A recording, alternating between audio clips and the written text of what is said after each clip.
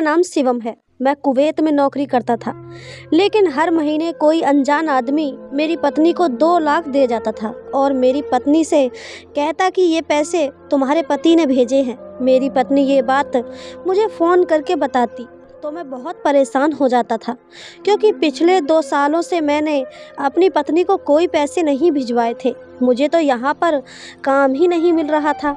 इस बार उस आदमी ने मेरी पत्नी को सीधे 1 करोड़ रुपए दे दिए थे। तो मेरी पत्नी ने नया मकान खरीद लिया था और मेरे घर में हर चीज़ मौजूद हो गई थी। मेरी फैमिली गरीब से अमीर हो गई थी। मेरी पत्नी ने जब मुझे नए घर के फ़ोटोज़ भेजे तो उसी टाइम मैं इंडिया आने के लिए रवाना हो गया था और ये देखकर मेरे पैरों तले से ज़मीन निकल गई थी कि वह आदमी कोई और नहीं बल्कि मैं छत्तीसगढ़ का रहने वाला हूँ। मेरे पिताजी एक बहुत फेमस पेंटर थे जो लोगों के घरों में पुताई किया करते थे। एक बार किसी के घर में पुताई करते समय सीढ़ियों से उनका पैर फिसल गया और वह नीचे जा गिरे। ज़मीन पर गिरने की वजह से उनके सर में बुरी तरह से चोट आई, जिसकी वजह से काफ़ी टाइम तक उनका काम बिल्कुल बंद हो गया था। जो जमा पूंजी हमारे पास थी वो मेरे पिता के इलाज में लगने लगी, जिसकी वजह से घर में भूखा रहने की नौबत आ गई थी। मैंने होश संभालते ही अपने पिता का हाथ बटाने और अपने घर का खर्च चलाने की वजह से कोई छोटा मोटा काम करना शुरू कर दिया था। मेरे पिताजी ठीक होते ही दोबारा अपने काम पर लग गए थे, मगर पहले जैसी बात नहीं रही थी। वह काफ़ी कमज़ोर हो गए थे और उनके अंदर पहले जैसी काम करने वाली एनर्जी भी बाकी नहीं रही थी। इसलिए हमारे घर के हालात भी दोबारा जैसे नहीं संभल सके थे। मगर जब मैं जवान हुआ तो अपने पैरों पर खड़ा होने के काबिल हो चुका था और इतना कमा लेता था कि दोबारा घर में कभी भूखा रहने की नौबत नहीं आने दी थी और हमारे घर के हालात भी धीरे धीरे बेहतर हो गए थे। मेरी शादी मेरी माँ ने अपने पड़ोस में रहने वाली ही अपनी सहेली की बेटी इमली के साथ कर दी थी। मेरी पत्नी उम्र में मुझसे बहुत छोटी थी, मगर बहुत समझदार और खूबसूरत भी थी। वो ज़्यादा पढ़ी लिखी तो नहीं थी, लेकिन उसे देखकर कोई नहीं बता सकता था कि वह पढ़ी लिखी नहीं है, बल्कि वह तो ग्रेजुएट लगती थी। शादी के 1 महीने बाद मेरी पत्नी ने सारे घर को अच्छे से संभाल लिया था। मैंने भी अब 2-3 जगह काम करना शुरू कर दिया था ताकि हमारे घर के हालात पहले जैसे हो सकें और हमारी ज़िंदगी सुकून से गुजर सके। पहले हमारे घर में किसी तरह की कोई कमी नहीं थी, क्योंकि मेरे पिताजी हमारे मोहल्ले के सबसे फेमस पेंटर थे और मेरे पिता के हाथ में काफ़ी सफाई थी। इसलिए ज़्यादातर लोग अपने घर की पुताई मेरे पिता से ही करवाया करते थे, जिस पर मेरे पिता काम करने के अपने मुँह मांगे पैसे लेते थे और लोग मेरे पिता को मुँह मांगे पैसे भी दिया करते थे, क्योंकि लोगों को मेरे पिता के हाथ का काम बहुत ज़्यादा पसंद आता था। शादी के कुछ महीने तो हंसते मुस्कुराते गुजर गए थे और उसी दौरान हमारे घर 2 जुड़वा बेटे पैदा हुए थे और उसके बाद ही एक बेटी भी पैदा हो गई थी। इसी तरह से मेरे 3 बच्चे हो गए थे। इन तीनों बच्चों के आने के बाद घर में सब लोग बिजी रहने लगे थे और उनकी छोटी छोटी शरारतों से घर में खूब रौनक लगी रहती थी। मगर फिर हालात ने करवट बदली। मेरे पिता को किसी बड़े बंगले में पुताई करने का काम मिल गया था। हम नहीं जानते थे इस बड़े काम से मेरे पिता को इतनी ज़्यादा बेइज्जती उठानी पड़ेगी कि हमारा सारा घर बिखर जाएगा और हमारी ज़िंदगी बदल कर रह जाएगी और हम सारी ज़िंदगी के लिए दोबारा संभल नहीं पाएंगे। पिताजी उस बंगले की पुताई करने में बिजी हो गए थे और पहले से ज़्यादा लगन और मेहनत के साथ काम करने लगे थे। लेकिन एक दिन उनसे एक बहुत बड़ी गलती हो गई थी, जो उनकी सारी मेहनत पर पानी फेर कर चली गई। लगभग 2 महीने मेहनत से काम करके मेरे पिता ने उस बंगले का एक पोर्शन तैयार कर लिया था। इस बंगले के 2-3 दरवाजे एक जैसे ही बने हुए थे। मेरे पिता अक्सर देर तक अकेले काम पर लगे रहते थे। एक दिन मेरे पिता ने अपने साथ 2-3 लड़कों को भी काम पर लगा लिया था और वे सब मिलकर काम कर रहे थे कि बंगले का मालिक आया और उनसे मेरे पिता से कहा कि वह सब घर वाले एक इमरजेंसी हो जाने की वजह से शहर से बाहर जा रहे हैं उन्होंने कहा कि आप और आपके मज़दूर अगर चाहें तो काम छोड़कर यहाँ से जा सकते हो, क्योंकि उनको वापस आने में पता नहीं कितना टाइम लग जाए। मेरे पिता ने देखा कि अभी तो काफ़ी सारा काम करना बाकी है। मेरे पिता लालच में आ गए कि दिन खराब न करने से बेहतर है कि वह काम करते रहें। मेरे पिता ने घर के मालिक से कह दिया कि वे लोग बेफिक्री से अपना घर बंद करके यहाँ से जा सकते हैं। मेरे पिता अपना काम पूरा करके ही यहाँ से वापस जाएंगे। घर का मालिक तो इस बात पर राज़ी हो गया था और वे लोग अपना घर बंद करके चले गए थे। उस दिन मज़दूर भी टाइम पर फ्री हो गए और अपने घर को चले गए थे और मेरे पिता उस बड़े से बंगले में अकेले एक दीवार पर पेंट कर रहे थे। जैसे ही टाइम पूरा हुआ, मेरे पिताजी ने अपना काम ख़त्म किया और बंगले के गेट को ताला लगाकर घर लौट आए थे। उस रात मेरे पिता बहुत बेफिक्र थे कि जल्दी ही काम ख़त्म हो जाएगा और उन्हें पैसे मिल जाएंगे। मेरे घर पर कुछ दिनों बाद ही चौथे बच्चे की खुशखबरी आने वाली थी। देर रात तक हम सब लोग घर वाले बैठकर आपस में बातें कर रहे थे और अपने घर में आने वाले नन्हे मेहमान के बारे में सोच रहे थे और फिर मेरे पिता थककर सोने के लिए चले गए। अगले दिन सुबह सुबह जब हमारी आँख खुली तो दरवाजे पर ज़ोर ज़ोर से दस्तक हो रही थी। इतनी तेज़ दस्तक हो रही थी कि हम लोग सोते हुए से जाग गए थे। न जाने कौन था जो इतनी ज़ोर ज़ोर से दरवाज़ा बजा रहा था। सब लोग उठकर बैठ गए थे। मैंने जाकर दरवाज़ा खोला तो मेरे पैरों तले से ज़मीन निकल गई थी, क्योंकि मेरे सामने हमारे घर के दरवाजे पर पुलिस खड़ी हुई थी। उन्होंने मेरे पिता के बारे में पूछा था।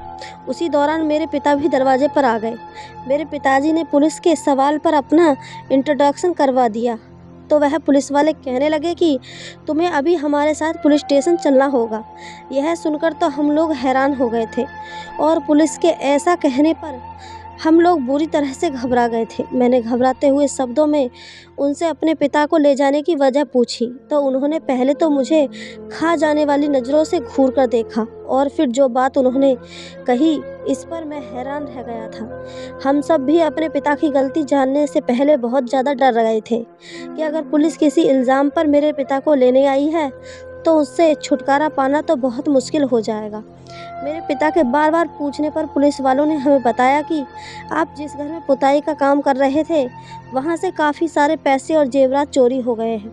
उन्होंने बताया कि कोई ऐसा इंसान है जिसने घर के सारे दरवाजे तोड़ दिए और लगे हुए तालों को तोड़कर घर के अंदर आए थे और आराम से सारा सामान चोरी करके ले गए हैं।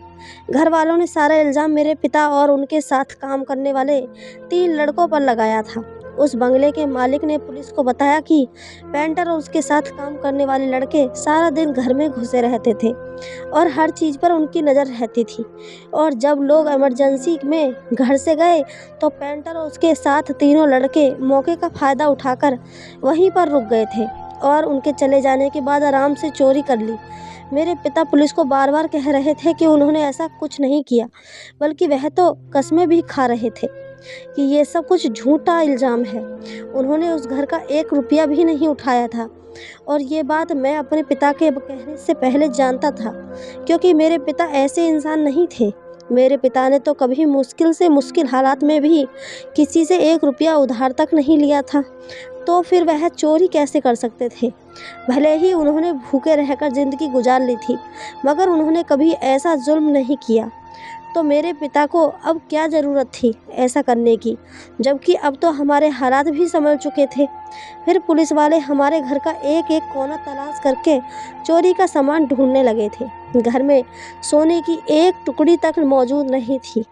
जब उन लोगों को कुछ नहीं मिला तो उन पुलिस वालों ने मेरे पिता को गिरेबान पकड़कर घसीटते हुए गाड़ी में डाल दिया और वहां से अपने साथ ले गए। वह हादसा मेरी ज़िंदगी का सबसे खतरनाक हादसा था। मैं अपने पिता के साथ अपनी आंखों के सामने ऐसा होता हुआ नहीं देख सकता था। मेरे दिल बहुत रो रहा था, जबकि मेरी माँ मुझसे ज़्यादा परेशान थी।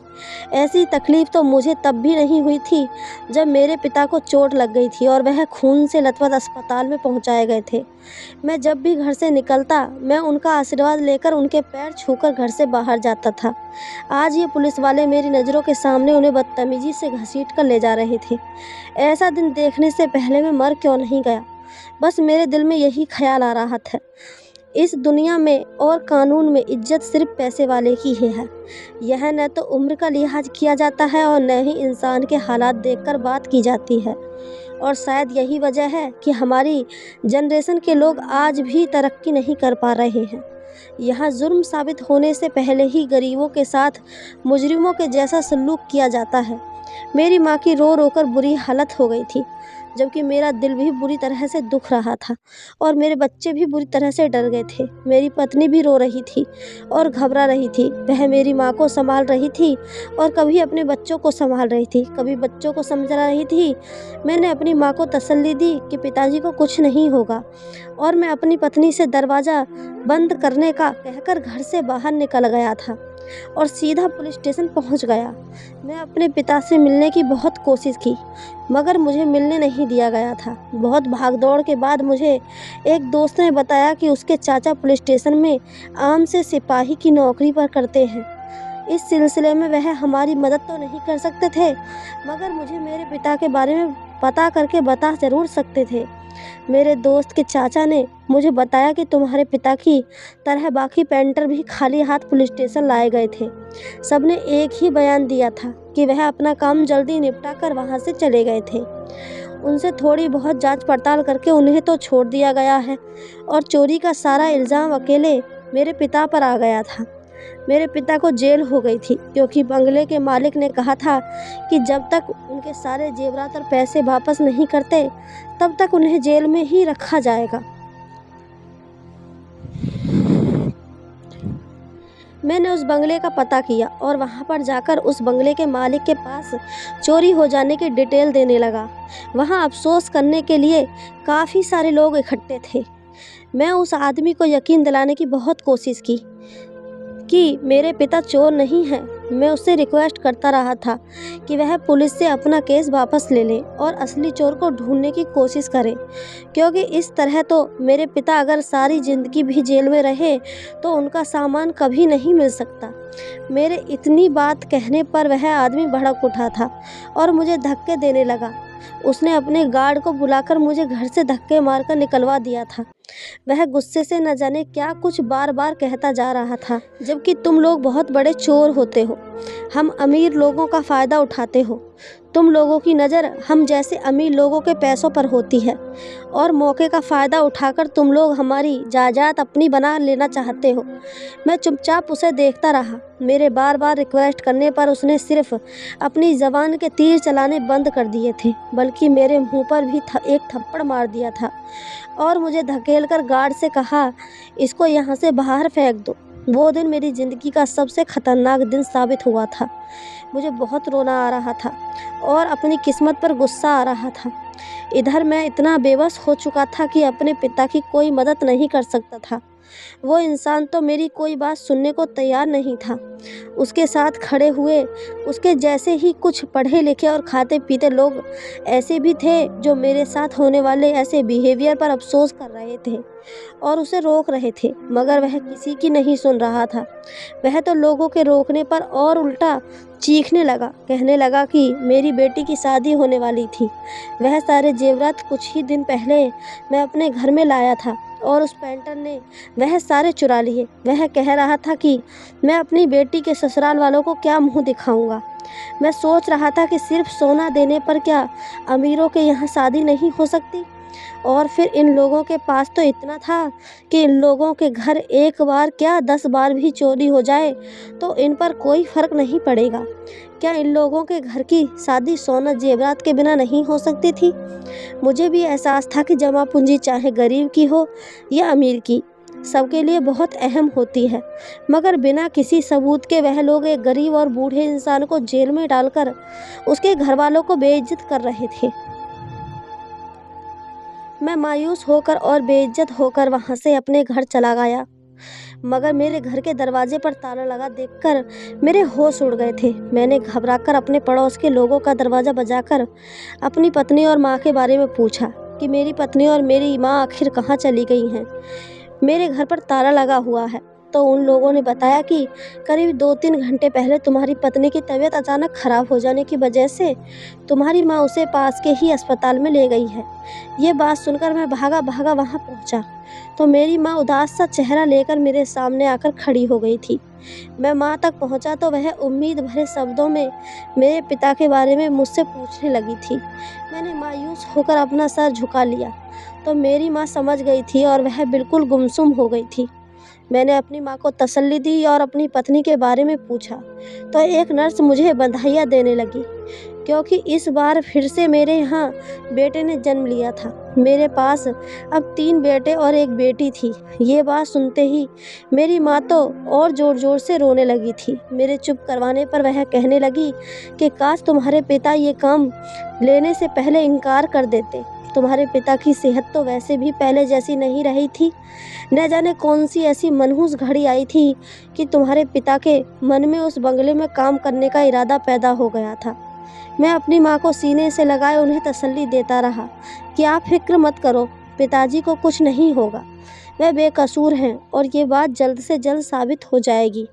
मेरी पत्नी की हालत संभली तो हम उसे घर लेकर आ गए थे। दूसरी तरफ मैं अपने पिता के लिए भी भाग दौड़ करता रहा था। मुझे अपना कोई ख्याल नहीं था और न ही मुझे अपने आने वाले इस बच्चे का ख्याल था, जबकि मैं तो बुरी तरह से परेशानियों में उलझ कर रह गया था और उस दिन की बेइज्जती को नहीं भूला था। दोबारा से उस बंगले के मालिक के पास चला गया था, क्योंकि मुझ जैसा गरीब इंसान वकील हायर नहीं कर सकता था और ना ही कोई ऐसा था जो मेरी मदद कर सकता था। मेरे पास भगवान के सहारे के सिवा और कोई चीज़ नहीं थी और उसके बाद उस इंसान का सहारा था जो कि मेरे पिता को बेकसूर मानकर माफ़ कर देता, मगर वह मेरी तो एक बात भी सुनने के लिए तैयार नहीं था। उसे यकीन था कि हम उसका पैसे जेवर छुपा रह चुके थे। वह हर बार एक ही बात दोहराता रहता था कि अगर मैं उसे उसका सामान लौटा दूंगा तो वह मेरे पिता को माफ़ कर देगा और अपना केस वापस ले लेगा। इस दौरान मेरे पिता से मिलने का मौका मुझे मिल गया और मुझे मेरे पिता से मिलने दिया गया। अपने पिता की हालत देखकर मेरी हिम्मत टूटने लगी थी। वह बहुत ही बुरी हालत में जेल के एक कोने में बैठे हुए थे। उन्हें देखकर मेरी आंखों से आंसू आ गए थे। मैंने उनको बताया कि हमारे यहाँ बेटा पैदा हुआ है, तो वह बहुत खुश होने लगे और कहने लगे कि अपने बच्चों को मेरे बारे में कुछ मत बताना, वह छोटे हैं, मैं नहीं चाहता उन छोटे बच्चों के सामने मेरी बेइज्जती हो। कह देना कि मैं किसी काम से दूसरे शहर गया हूँ। मैं नहीं चाहता ये बात सुनकर बच्चे सोचने लगे कि शायद उनका दादा सच में चोर है। मेरा दिल अपने पिता की ऐसी बातें सुनकर तड़पने लगा था। गरीबी इंसान को कभी कभी बहुत बेबस और लाचार बना देती है। अब मुझे पहली बार अपने गरीब होने पर बहुत दुख हुआ था। मेरे दिल तो कर रहा था कि मैं झट से अपने पिता को यहाँ से लेकर चला जाऊँ, लेकिन मैं बहुत मजबूर था। मैं कुछ नहीं कर पा रहा था। मैंने पहली बार सोचा था कि अगर मैं अमीर होता तो आज हालात ऐसे नहीं होते। मेरे पिता को जेल में ना आना पड़ता और ना ही सज़ा काटनी पड़ती और मुझे यूँ किसी के आगे हाथ जोड़ना नहीं पड़ते। मैंने ये बात अपने पिता के सामने बताई तो वह मुझे समझाने लगे कि गरीबी बुरी चीज़ नहीं है। इंसान के हालात और उसका बुरा टाइम उसकी ज़िंदगी को तय करने वाला भगवान है और वह सब कुछ देख रहा है और सब कुछ जानता है। उसे पता है कि किसने क्या किया है। वह सारे इंसाफ करता है और सच कभी छुपा नहीं रहता। सच एक न एक दिन दुनिया के सामने ज़रूर आ जाता है। गरीबों को गाली बनाने वाले तो ये ज़मीन पर रहने वाले लोग थे, जो गरीब को जुल्म की चक्की में पीसकर अपने आप को पूरा और बेहतरीन इंसान समझ बैठे थे। मैं अपने पिता को तसल्ली देकर आ गया था और उसके बाद मुझे पूरे 2 साल बाद अपने पिता से मिलने जेल जाना पड़ा था। मेरे पिता कभी घर वापस नहीं आ सके थे। जेल में रहकर वह बीमार और बहुत ज़्यादा कमज़ोर हो गए थे। मैं अपने माता पिता की परेशानी में बेकार हो चुका था। पूरे 2 साल बाद मेरी माँ भी हिम्मत हार चुकी थी और वह अपने पति के इंतज़ार में इस दुनिया को छोड़कर चली गई थी। मैं अपने पिता को माँ की मौत के बारे में बताने का सोच ही रहा था कि एक दिन मुझे खबर मिली कि मेरे पिता भी इस दुनिया से जा चुके हैं। वे दोनों ही दुनिया वालों की दी हुई इंसल्ट से बुरी तरह से थक गए थे और भगवान को प्यारे हो गए थे, और मेरे दिल में उनका गम और उनकी सच्चाई दबी की दबी रह गई थी। मेरी पत्नी और मेरे बच्चों के लिए मैं मेहनत मजदूरी में लग गया था, मगर ना जाने किस्मत को क्या मंजूर था, मेरा काम लगातार हर जगह से धीरे धीरे ख़त्म होने लगा था। मैंने पूरे 2 साल बहुत मेहनत कर ली थी, लेकिन मैं अपनी मेहनत में बेकार ही रहा था और घर में फिर से भूखा रहने की नौबत आ गई थी। अपने मासूम बच्चों को भूख से बेचैन देखकर मैं थक गया था। मैंने लोगों से उधार लेना भी शुरू कर दिया था और पैसे जमा करके मैं कुवैत पहुंच गया था। मैं वहां पर एक छोटे से रेस्टोरेंट में साफ सफाई का काम किया करता था, मगर मेरे पास इतने पैसे नहीं आ पा रहे थे कि मैं अपने घर भी बेच सकूं, क्योंकि जिस आदमी ने मुझे इस काम पर लगवाया था वह धोखे से मेरी आधी सैलरी से ज़्यादा सैलरी खुद ले रहा था, और यही बात मुझे बहुत परेशान करती थी। मगर एक दिन जब मेरी पत्नी ने फ़ोन पर मुझे बताया कि मेरे भेजे हुए 2 लाख रुपए उसने हमारे बच्चों के लिए शॉपिंग भी कर ली है और छोटा मोटा जो मेरे ऊपर मैंने उधार ले रखा था वह भी चुकता कर दिया है। यह सुनकर मैं हैरान हो गया था, क्योंकि मैं तो जब से यहाँ पर आया था मैंने 1 रुपये भी अपने घर नहीं भेजा था। मेरी पत्नी को मुझ पर शक न हो जाए, और मेरी पत्नी और बच्चों की खुशी के लिए मैंने उसको कुछ नहीं बताया और सच छुपा लिया था, और काल काटकर सोचने लगा कि न जाने मेरी पत्नी को कौन पैसे दे रहा था। इस बात को मैं अभी भूल नहीं पाया था कि अगले ही महीने फिर से मेरी पत्नी ने वैसे ही पैसे मिल जाने पर मुझे कॉल की और कहने लगी कि आपके भेजा हुआ आदमी मुझे पैसे दे जाता है, और वो आदमी मेरी पत्नी से कहता था कि ये पैसे तुम्हारे पति ने भिजवाए हैं। मैं अपनी पत्नी को ये पैसे लेने के लिए रोकना चाहता था, मगर हर बार मेरे बच्चे उन पैसों से अपनी ज़रूरत को पूरा करने की खुशी मुझे बताते थे और मेरी ज़बान बंद हो जाती थी। मगर लगातार कई महीनों तक ऐसा ही हो रहा था। कोई आदमी मेरी पत्नी को ये कहकर पैसे देता कि वह मैंने भिजवाए हैं, और वह हर महीने मेरी पत्नी को 2 लाख दे दिया करता था, जिससे धीरे धीरे मेरे घर की सारी परेशानियां ख़त्म हो गई थी। यहाँ तक कि मेरे घर में गरीबी ख़त्म होने लगी थी। मैं परेशान हो गया था कि न जाने वह कौन था जो बेवजह मेरे घर पर हर महीने इतनी ढेर सारे पैसे दे दिया करता था। मेरी पत्नी जवान और कम उम्र की औरत थी और मैं 4 बच्चों का पिता था। मुझे यह बात बुरी तरह से परेशान कर रही थी, न जाने इतने सारे पैसों के बदले कल को मेरे साथ कुछ गलत ना हो जाए, क्योंकि मेरे पिता के साथ जो हुआ था मेरे लिए वही भूलने के काबिल नहीं था। इसलिए मुझे हमेशा टेंशन रहती थी। एक दिन तो मेरी पत्नी ने मेरी जान ही निकाल दी थी, क्योंकि वह आदमी उसे पूरे 1 करोड़ रुपए दे गया था। 1 करोड़ रुपए किसी गरीब इंसान के लिए बहुत बड़ी से बड़ी भी रकम होती है, और उन पैसों से मेरी पत्नी ने एक बंगला भी खरीद लिया था। इस बार मैं सारे काम छोड़कर इंडिया वापस आ गया था। घर पहुंचकर देखा तो मेरे घर के हालात काफ़ी हद तक बदल चुके थे। घर से गरीबी का नामो निशान मिट चुका था। घर में अच्छा खाना पीना था, और मेरी पत्नी ने उन 1 करोड़ से जिससे मैंने उधार लिया था वह भी सब दे दिया था। मेरी पत्नी ने उन पैसों से बंगला खरीद लिया था। मेरी ज़िंदगी भी आसान हो गई थी अगर मुझे ये बेवजह पैसे देने वाले का नाम जानना था कि न जाने ये कौन इंसान था और क्यों हमारे साथ इतने एहसान कर रहा था। मैं महीना ख़त्म होने का इंतज़ार करने लगा, और जब वह आदमी पैसे देने आया तो मैंने ही दरवाज़ा खोला था। वह आदमी मुझे देखकर फ़ौरन ही घबरा गया था। मैंने उसे रोक लिया और उसको पकड़कर सख्ती से सवाल किया कि वह कौन है और वह क्यों हर महीने मेरे घर पर पैसे देने आता है। मेरे सवाल पूछने पर वह सर झुकाकर कहने लगा तो मुझे अचानक ही गुस्सा आ गया था। वह कहने लगा कि वह उस आदमी का बेटा है जिसने 2.5 साल पहले मेरे पिता पर चोरी का इल्ज़ाम लगाकर उसे जेल भिजवा दिया था। यह सुनकर मेरे अंदर गुस्से की आग भड़क उठी थी।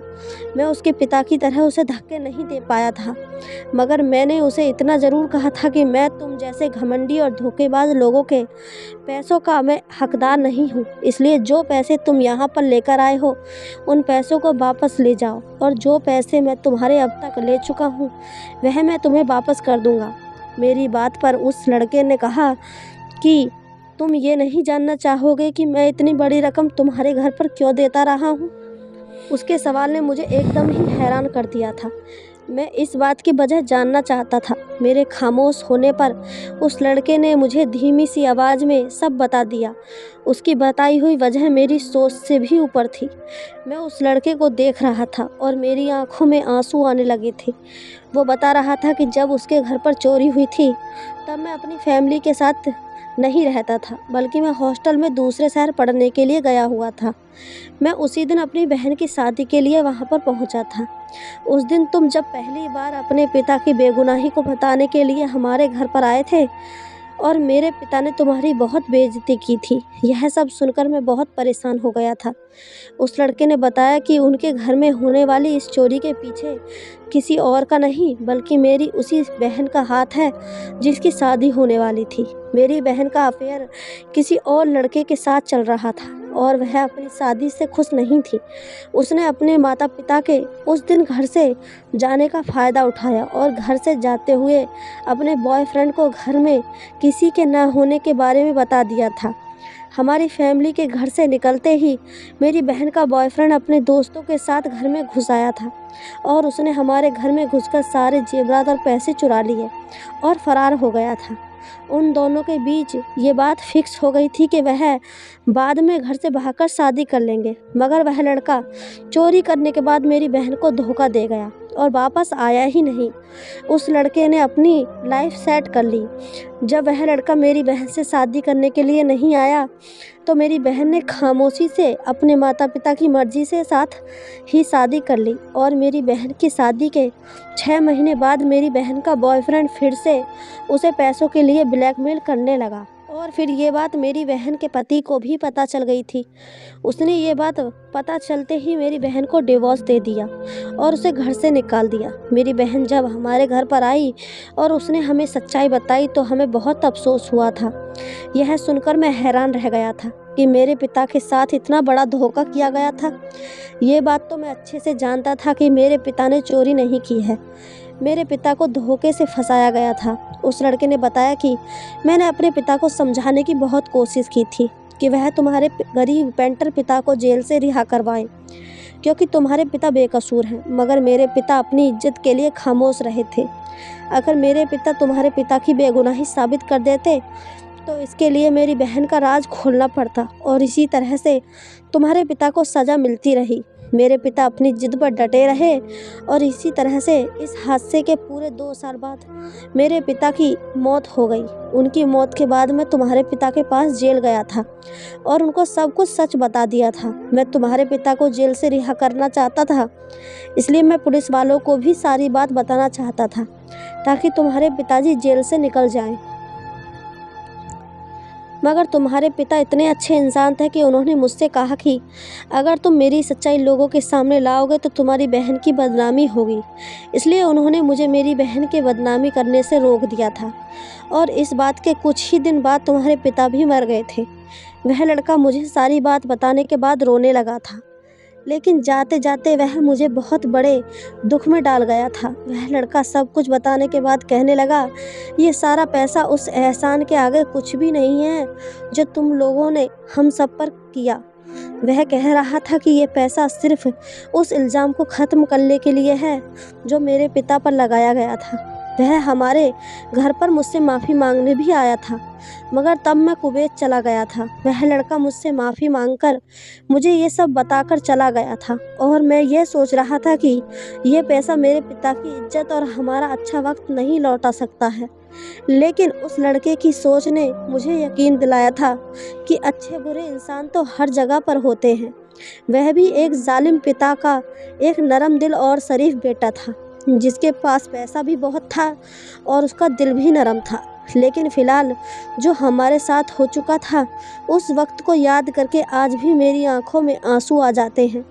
मेरे पिता एक बेकसूर इंसान थे जिनको कुछ न करने की सज़ा मिली थी और इतनी बड़ी सज़ा मिली थी कि वह अपनी सज़ा को भोगते भोगते इस दुनिया से चले गए थे। मैं भगवान से यही प्रार्थना करता हूँ कि जैसा हमारे साथ हुआ ऐसा किसी के साथ ना हो। कोई भी अमीर इंसान किसी गरीब के साथ ऐसा ना करे कि जिस वजह से वह इंसान अपनी इज्जत खो बैठे और अपने अपनों को भी खो बैठे। दोस्तों, आपको कहानी कैसी लगी हमें कमेंट करके ज़रूर बताएं। कहानी अच्छी लगी हो तो वीडियो को एक लाइक, चैनल को सब्सक्राइब ज़रूर करें। धन्यवाद दोस्तों।